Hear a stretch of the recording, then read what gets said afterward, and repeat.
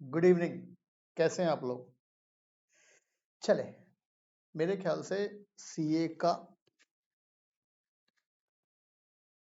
CA हुआ, CS हुआ, CMA हुआ, सारे के सारे बच्चों का रिजल्ट आ चुका है। चाहे वो रिजल्ट जनवरी में आया हो, चाहे वो रिजल्ट फेब में आया हो, सारे बच्चों का, सारे स्ट्रीम के कोर्सेज के बच्चों का रिजल्ट आ चुका है। अब हमको करनी है तैयारी करें। तो ये वीडियो मैंने इसलिए रिकॉर्ड किया है कि लेट्स सी यार, हम देखें ओवरऑल हमारे पास कितने दिन का वक्त बचा है, कितना दिन और हम टाइम पास कर सकते हैं, होली सेलिब्रेशन या कोई दूसरे दोस्त यार की शादी में शरीक हो सकते हैं। तो हमने वो डिसाइड करा है। लेट्स सी, हम देखें हमारे पास वक्त कितना है। सबसे पहले बात करें सब सीए वाले बच्चों के लिए, तो सीए वाले बच्चों की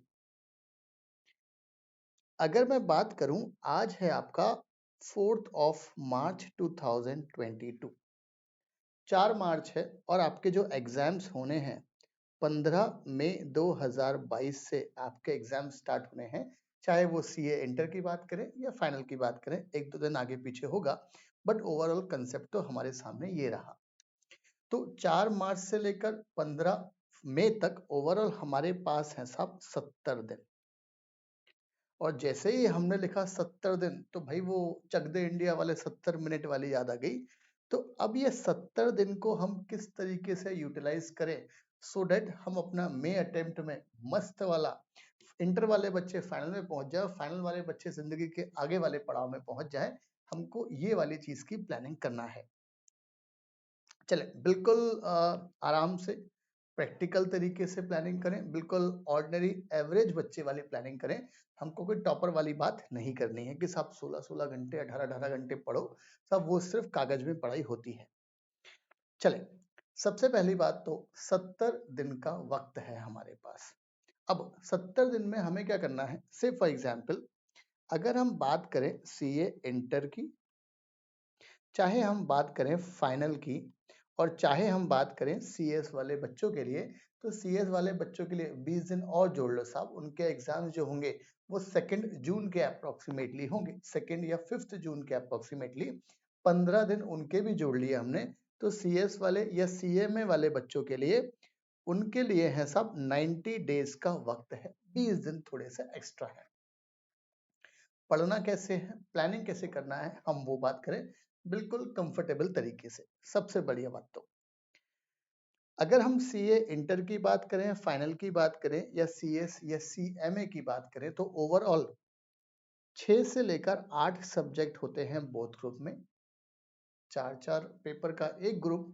और अगर आप एक ग्रुप की प्लानिंग कर रहे हैं तो आपके पास सिर्फ और सिर्फ 4 पेपर ही हैं जो आपको पास होना है और आगे जिंदगी में बढ़ना है। हम बात करें फॉर एग्जांपल, हमारे पास, हम तो सब बोथ ग्रुप के लिए अपेयर हो रहे हैं, 6 या 8 पेपर है हमारे पास, एग्जाम्शन है किसी में, तो उसकी प्लानिंग कैसे करें वो हमारे लिए इंपॉर्टेंट है।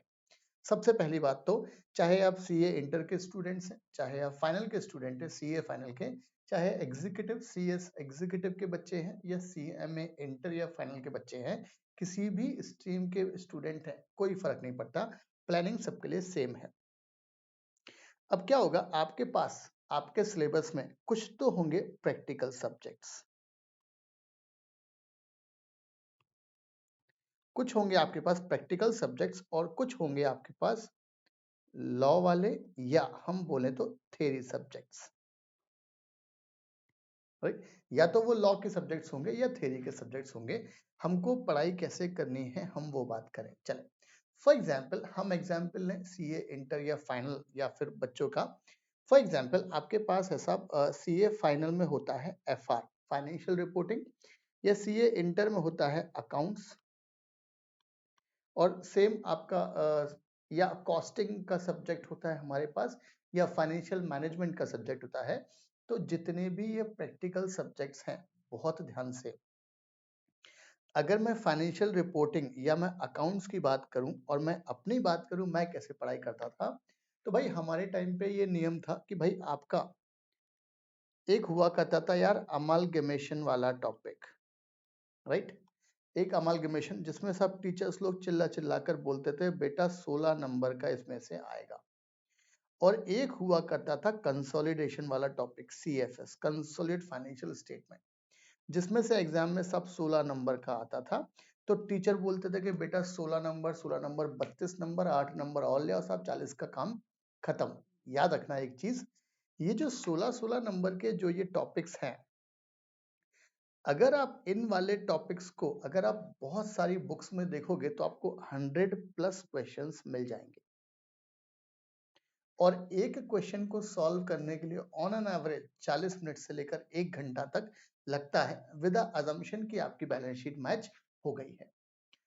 अब यार अगर आप फिर से क्वेश्चन को लगाते बैठोगे साहब, आज हमारे पास मात्र 70 दिन का वक्त है और आप अकाउंट्स में या कॉस्टिंग की बात करें, सब तो स्टैंडर्ड कॉस्टिंग का कंसेप्ट हुआ, कॉस्ट शीट का हुआ, आपका मार्जिनल कॉस्टिंग हुआ, या और भी दूसरे टॉपिक्स हुए आपके, राइट। बहुत सारे फाइनेंशियल मैनेजमेंट में बात करें साहब, पोर्टफोलियो मैनेजमेंट है सीए फाइनल में, cash flow statement, working capital inter में। तो ये जो टॉपिक्स है डेटर्स मैनेजमेंट वगैरह, ये टॉपिक्स को अगर आप लगाते बैठोगे साहब, आपको वैरायटी ऑफ क्वेश्चंस बहुत मिल जाएंगे। आप इनका सिर्फ कंसेप्ट पकड़ो। क्यों बोल रहा हूं मैं? फॉर एग्जाम्पल आपने सब अकाउंट अमालगमेशन के आपने 100 क्वेश्चंस लगा लिए, एग्जाम में जो क्वेश्चन आएगा वो पहली बात तो वो 101वां क्वेश्चन आएगा, पहली बात। दूसरी बात, मैं गारंटी से बोल रहा हूं साहब, आप 16 नंबर का तैयारी करके जाओगे, आप 101 सवाल लगा के जाओगे, आप मैक्सिमम 12 नंबर ही स्कोर कर पाओगे, मैक्स टू मैक्स आप 12 नंबर ही स्कोर कर पाओगे। मेरा क्या टेक्निक हुआ करता था, मैं वो बात करूं। मैं तो भाई सिंपल क्या करता था यार, मैं क्वेश्चंस पे बिलीव नहीं करता। सब नंबर ऑफ क्वेश्चंस लगाने पे अपना कॉन्सेप्ट नहीं रहता कि भाई नंबर ऑफ क्वेश्चंस लगाने में 100 क्वेश्चन 150 क्वेश्चन। अपन तो क्या करते थे भाई, कंसेप्ट पकड़ते थे कि ये कॉन्सेप्ट क्या है, ये पर्टिकुलर क्वेश्चन का या इस टॉपिक का कॉन्सेप्ट क्या है। वो कॉन्सेप्ट को पढ़ लो, समझ लो, रट लो। वो कॉन्सेप्ट को लेकर जाओगे आप, सिर्फ वो कॉन्सेप्ट पढ़ लो। सब अमालगमेशन में अगर हम बात करें, या जैसे amalgamation by nature of merger होता है, right, amalgamation by nature of purchase होता है, बहुत सारे तरीके के होते हैं। सब होल्डिंग की बात करें, क्रॉस होल्डिंग होता है, ये होल्डिंग डिविडेंड डिस्ट्रीब्यूट करा होल्डिंग कंपनी ने, सब्सिडी ने लिया नहीं लिया, बहुत सारी चीजें होती हैं। तो ये सब चीजें हैं, आप सिर्फ इनका कॉन्सेप्ट पकड़ के जाओ एग्जाम में कि भाई कॉन्सेप्ट क्या है। मैं गारंटी से बोल रहा हूं आपको, अगर आप सिर्फ कॉन्सेप्ट को आपने पकड़ लिया तो सब 16 नंबर में से आपको 8 नंबर तो एग्जामिनर देगा ही। सिर्फ आप किसके लिए मेहनत करते हैं, 4 नंबर के लिए आप 100 क्वेश्चन लगाते फिरेंगे, क्या अब इस टाइम पर 4 मार्च के बाद आप उनको रिवाइज करने बैठेंगे? सब मेरे ख्याल से इसमें कोई बुद्धिमानी नहीं है। गारंटी से साहब आप कितने भी सवाल सॉल्व कर लो, 12 नंबर से ज्यादा तो मिलेंगे ही नहीं। अमृत भी पीकर आ जाओ तो भी आपको 16 नंबर नहीं मिलने वाले एग्जामिनर के द्वारा। Same applies to account, same applies to costing, same applies to financial management या एसएफएम जो होता है उसके लिए बात है। सब बड़े बड़े टॉपिक्स में से सिर्फ उनके कंसेप्ट पकड़ो, एक बात। दूसरी बात, जो हमारे अकाउंट्स में या हमारे कॉस्टिंग में या हमारे एसएफएम फाइनेंशियल मैनेजमेंट में जो छोटे छोटे टॉपिक्स होते हैं, फॉर एग्जांपल जो मुझे याद है, टॉपिक्स के नाम जो याद है, एक अकाउंट्स में कंसेप्ट होता था सब ईवीए, इकोनॉमिक वैल्यू एडिशन निकालने के लिए। आप कितनी भी बुक्स देख लें, इंस्टीट्यूट का मटेरियल देख लें, किसी पर्टिकुलर प्राइवेट कोचिंग के नोट्स देख लें, आपको ईवीए के सवाल जो है वो मैक्स टू मैक्स आपको 10 से 12 ही मिलेंगे। आप जमाने भर की 5 किताबें इकट्ठे कर लें, सब ईवीए के आपको मैक्स टू मैक्स 5 या 10 सवाल ही मिलेंगे। तो ये छोटे छोटे टॉपिक्स जो एग्जाम में 4 मार्क्स का वेटेज रखते हैं, इन टॉपिक्स पे आपका ज्यादा फोकस होना चाहिए। अरे भाई एग्जामिनर 10 में से वो 11वां क्वेश्चन बनाएगा, वो भी टफ नहीं बनता, बहुत सिंपल बनता है और बैलेंस शीट की मगजमारी भी नहीं है। तो आपका फोकस क्या होना चाहिए भाई, जो ये आपका अकाउंट्स हुआ, चाहे सीए वाले बच्चों का हो, चाहे सीएस वाले स्टूडेंट्स का हो, चाहे सीएमए वाले बच्चों का है, आपको ये प्रैक्टिकल सब्जेक्ट्स में से आपको कैटेगराइजेशन करना चाहिए। ऐसे कौन से चैप्टर्स हैं जो बहुत लेंदी चैप्टर्स हैं, उनका सिर्फ कंसेप्ट पर जाओ, उनको नंबर ऑफ क्वेश्चन लगाने में बिलीव मत करो। जो छोटे छोटे टॉपिक्स हैं सब 4-4 नंबर के आते हैं, आप 4 नंबर में से इजिली आपको 2 या 2.5 नंबर एग्जामिनर दे देगा, ये 110% है। अच्छी प्रेजेंटेशन करके आओगे तो इतना नंबर मिल जाएगा आपको, राइट। तो इसीलिए हमको फोकस करना है सिर्फ और सिर्फ छोटे छोटे टॉपिक्स पर। वो मेंटली आपको रिलीव करेगा कि भाई मेरे तो सब 70% ऑफ द सिलेबस हो गया मेरा। ये चीज बहुत काम की है जब भी हम प्रैक्टिकल सब्जेक्ट्स को डील करते हैं। तो ये तो होगी हमारी कहानी किसके लिए, प्रैक्टिकल सब्जेक्ट्स के लिए। अकाउंट्स में सेम कॉन्सेप्ट फॉलो करो, कॉस्टिंग में सेम कॉन्सेप्ट फॉलो करो। अच्छा एक बात और, कॉस्टिंग में अगर मैं बात करूं, सब सीए फाइनल के कॉस्टिंग के पेपर में मेरे 68 मार्क्स आए थे। 68 मार्क्स थे मेरे सीए फाइनल कॉस्टिंग में, राइट। सीए फाइनल कॉस्टिंग में हमारे जमाने में सब सीए फाइनल कॉस्टिंग का पेपर बच्चे 100 नंबर का अटेम्प्ट कर ले तो गंगा नहा ले वो, राइट। तो उसमें 68 मार्क्स आए थे, मुझे पता है कैसे आए थे, वो चीज मैं आपके साथ शेयर कर रहा हूँ। सिंपल कंसेप्ट मैंने ऑप्ट किया था भाई, हमारे में टॉपिक हुआ करता था, आज भी है, स्टैंडर्ड कॉस्टिंग का। अब स्टैंडर्ड कॉस्टिंग में क्या था यार, स्टैंडर्ड कॉस्टिंग में आपके पास से for example material labour variance का कॉन्सेप्ट हुआ है, लेबर वेरिएंस का कॉन्सेप्ट हुआ था, profit sharing, profit volume, sales variance, पता नहीं कौन कौन से वेरिएंस हुआ करते थे। एक होता है overhead variance, right. Overhead variance, sir लिखना भी नहीं आ रहा है अब तो यार। एक होता है भाई ओवरहेड वेरिएंस, राइट। अब ओवरहेड वेरिएंस में क्या है, थोड़ा सा टेक्निकल है। तो बच्चे क्या करते हैं यार, वो ओवरहेड वेरिएंस को समझ देते हैं स्टैंडर्ड कॉस्टिंग और गालियां देते हैं किस टॉपिक को, स्टैंडर्ड कॉस्टिंग के टॉपिक को, राइट। स्टैंडर्ड कॉस्टिंग के, याद रखना स्टैंडर्ड कॉस्टिंग का टॉपिक डिफिकल्ट नहीं है, सिर्फ उसमें एक जो छोटा सा बच्चा है जिसको हम बोलते हैं ओवरहेड वेरिएंस, ये पर्टिकुलर टॉपिक एक है जो दिमाग खराब कर देता है, राइट। ये टॉपिक में अब मैंने क्या किया था, मैंने simple material labour variance Ashish Gupta का परफेक्ट था, लेबर ओवरहेड वेरिएंस परफेक्ट था, सेल्स प्राइस वेरिएंस, ये वेरिएंस वो वेरिएंस, सारे तरह के वेरिएंस अच्छे आते थे मुझे। सिर्फ दिक्कत मुझे भी किसमें थी यार, ओवरहेड वेरिएंस में। मैं वो छोड़कर गया था, एग्जाम में आया था भाई प्रॉफिट वेरिएंस वाला सवाल, बिंदास 6 नंबर में से 6 नंबर उसमें मिले थे। यही चीज इंपॉर्टेंट है, हम क्या करते हैं सब, हम अमालगमेशन को, हम कंसोलिडेशन को, हम किसी भी एक टॉपिक को एज अ होल गालियां देना स्टार्ट कर देते हैं। याद रखना अमालगमेशन का पूरा चैप्टर टफ नहीं है, उसमें आपको कोई ना कोई एक कंसेप्ट में प्रॉब्लम होगी। सारे के सारे अकाउंटिंग स्टैंडर्ड बेकार नहीं है, सारे के सारे एसेज बेकार नहीं है, स्टैंडर्ड्स ऑन ऑडिटिंग, सब कोई भी स्टैंडर्ड्स ऑफ ऑडिटिंग उठा लो, अगर आप एएस 15 की बात करोगे या फिर एएस 20 की बात करोगे या किसी भी चीज की बात करोगे, याद रखना सब ईपीएस का पूरा खराब नहीं है। बोरिंग कॉस्ट एएस 16 हमारे टाइम पे हुआ करता था, अब तो इंडेक्स का जमाना है, सब वो पूरा का पूरा खराब नहीं है। कोई भी अकाउंटिंग स्टैंडर्ड, कोई भी कंसेप्ट, कोई भी चैप्टर पूरा का पूरा टफ कभी नहीं होता, सिर्फ आपको उसको इस तरीके से डिवाइड करना पड़ता है, ऊपर वाला महलवान तो आप पहलवान। याद रखना आपको वो हो सकता है वो टॉपिक आ ही ना, एग्जाम में ऑप्टिमिस्टिक होकर जाओ कि भाई वो ओवरहेड वेरिएंस तो पूछेगा ही नहीं, मुझे जो आता है वही टॉपिक पूछेगा, वही टॉपिक पूछ ले तो आपकी लॉटरी निकल गई, अदरवाइज आप गालियां देते रहोगे स्टैंडर्ड कॉस्टिंग को लेकर।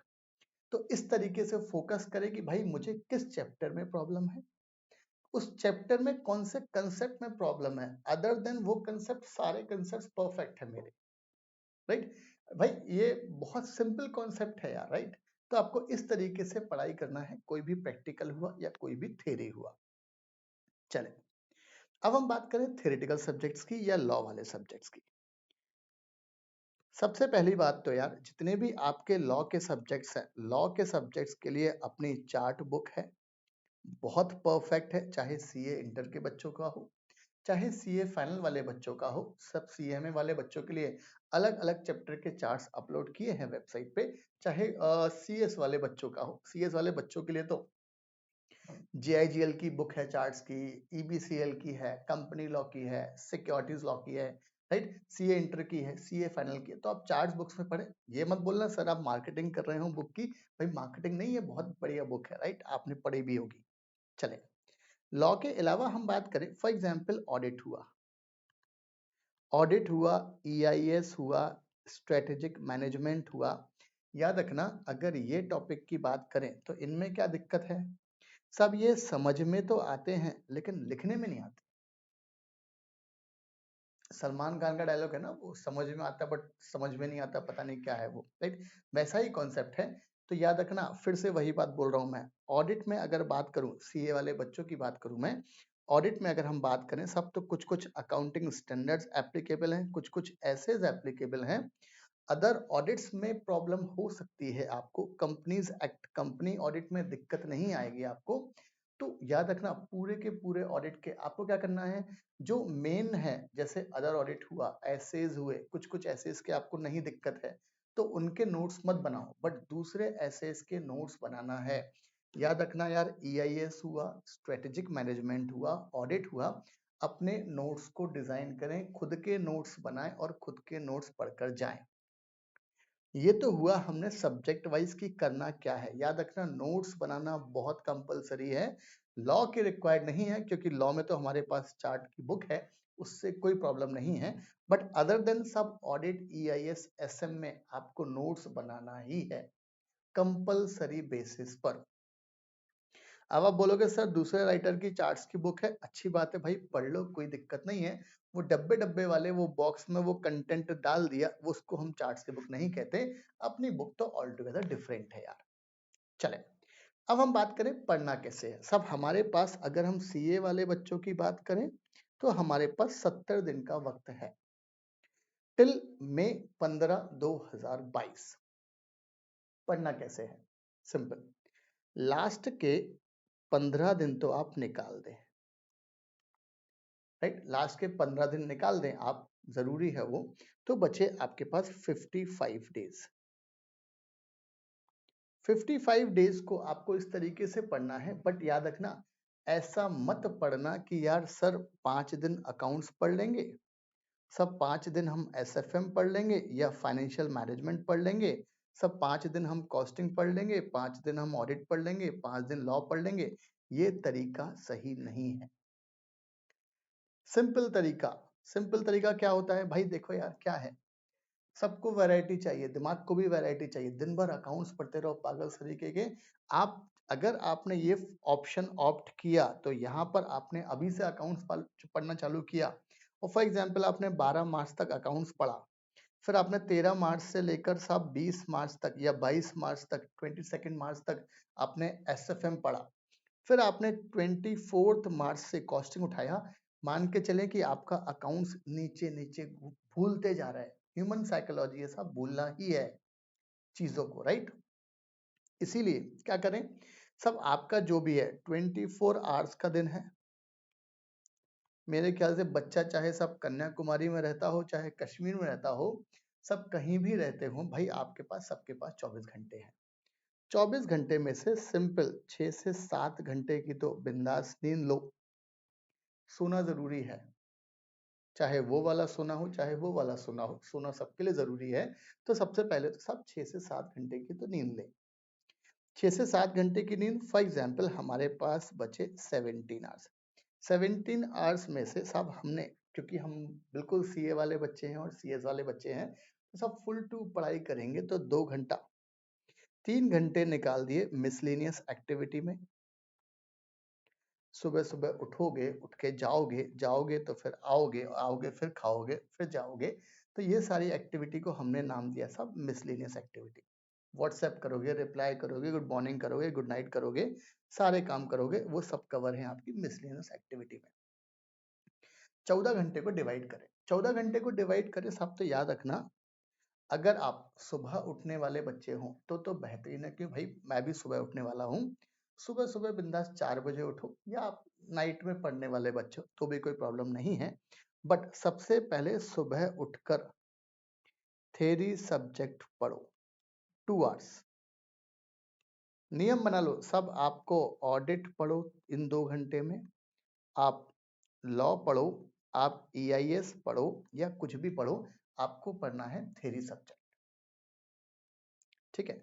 अब आप बोलोगे सर यार फिर क्या उठाएं ये 2 घंटे में, 2 घंटे, चलो 2 घंटे आपके ये हो गए, फिर 2 घंटे के बाद आराम से लो ब्रेक, आराम से नहाओ, ब्रेकफास्ट करो लाइट वाला, वरना ज्यादा करोगे तो बेटा नींद आएगी।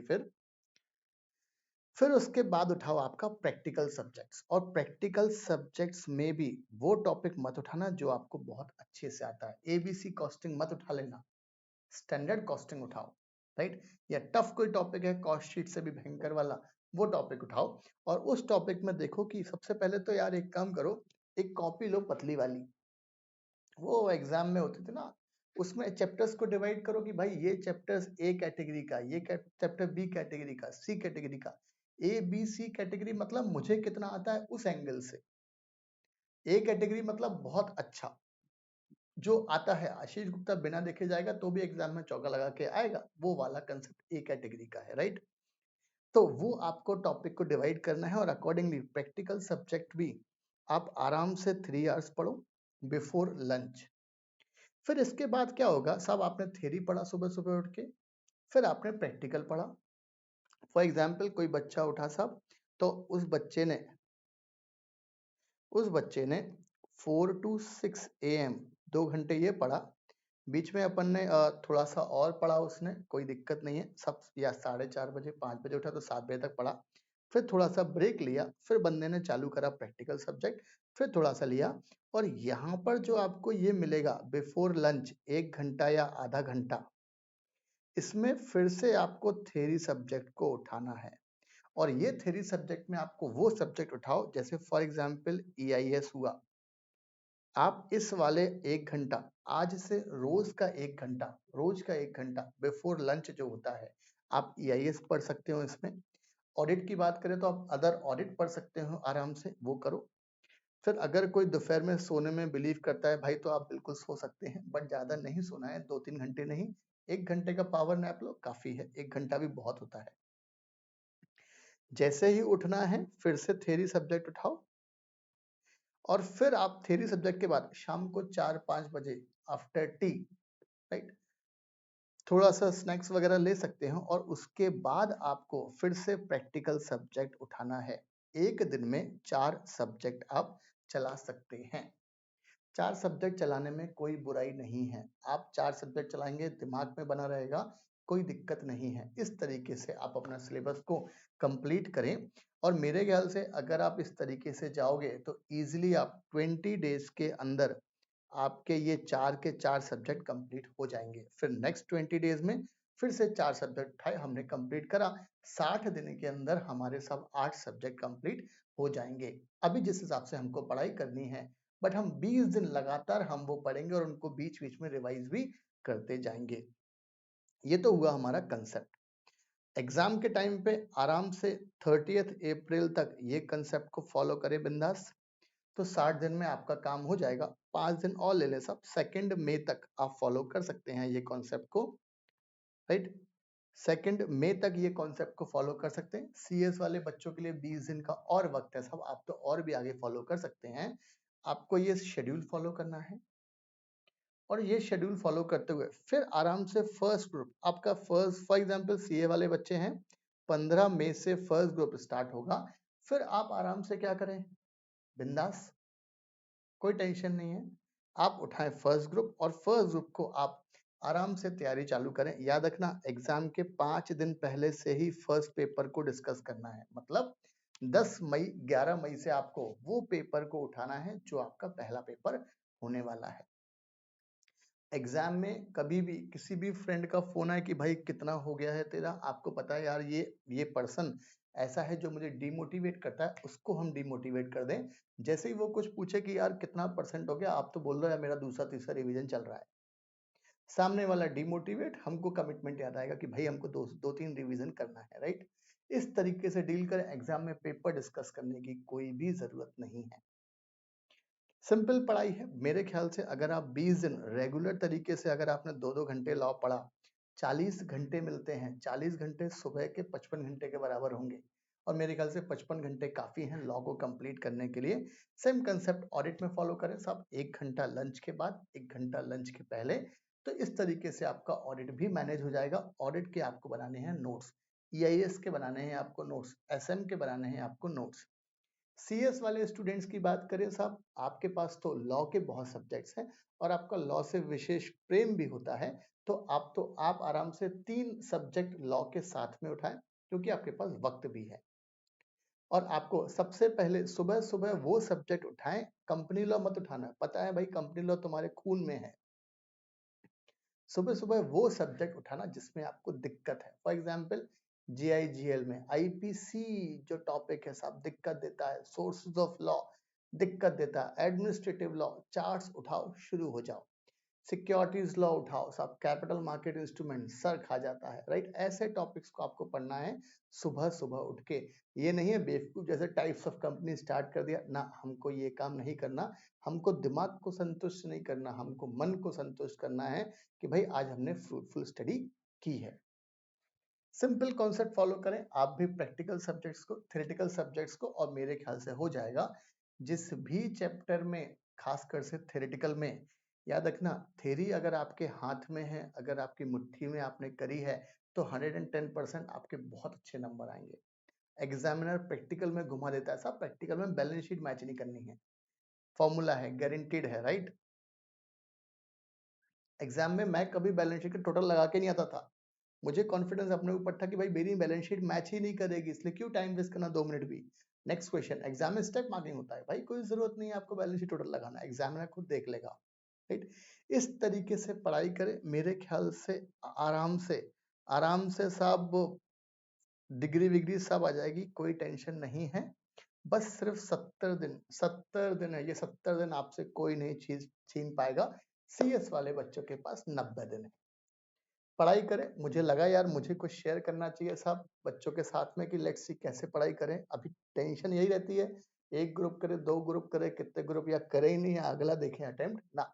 बहुत वक्त है, आराम से हो जाएगा, कूल माइंड होके किसी की बात मत सुनो। गर्मी का मौसम है साहब, जूस पीते रहो, बस आगे चलते रहो। चलिए, तो इसी के साथ में मैं विदा लेता हूँ, फिर कभी नेक्स्ट वीडियो में देखेंगे अपन क्या है। कभी किसी को कुछ स्पेशल प्रॉब्लम है तो आप कॉल कर सकते हैं या व्हाट्सएप कर सकते हैं कि सर यार ये टॉपिक में बड़ी प्रॉब्लम आती है या ये सब्जेक्ट में बहुत प्रॉब्लम आती है। लास्ट लाइन, कभी भी डिमोटिवेट फील करें बिंदास कॉल करें, टेंशन नहीं है। Thank you.